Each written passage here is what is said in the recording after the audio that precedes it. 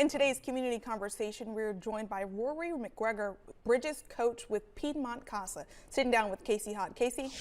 Thank you so much, Destiny. Thank you so much for being here with us today. Thanks for having me. Yes, we are happy to have you. And for people who might be unfamiliar with CASA, tell us a little bit about the organization in general, but specifically the Bridges to Success program.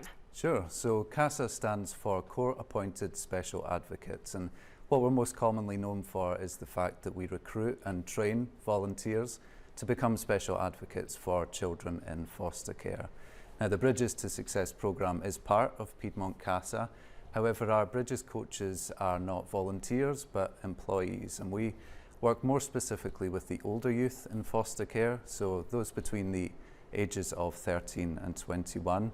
And our main goal is to help prepare these youth for their upcoming transition out of foster care and into adulthood. Yeah, and this is something that makes such a difference in so many people's lives. Why exactly was this Bridges program developed in the first place? Yeah, so the program itself was developed about 6 years ago, and really it was developed because, we as an agency and our community partners were really seeing the struggles that foster care youth were facing when it came time for them to transition into adulthood. Too often youth were simply unequipped with the skills they needed to go on to become successful adults. And ultimately this is reflected in the nationwide statistics that we see. For example, about 20% of youth who age out of foster care will experience homelessness at some point. And similarly, about 50% of youth who age out of foster care will not be gainfully employed by the time they're 24.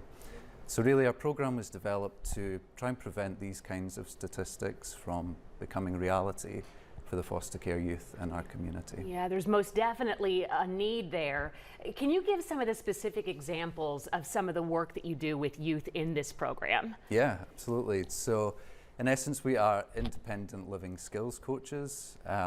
One of the things I really like about our program is that it's entirely youth driven, and the youth that we work with are really encouraged to come up with their own goals and identify themselves what they feel they need in order to become successful adults. So a lot of the times this will look like things such as a bit of help obtaining a driver's license, or maybe some support in securing their first job or apartment.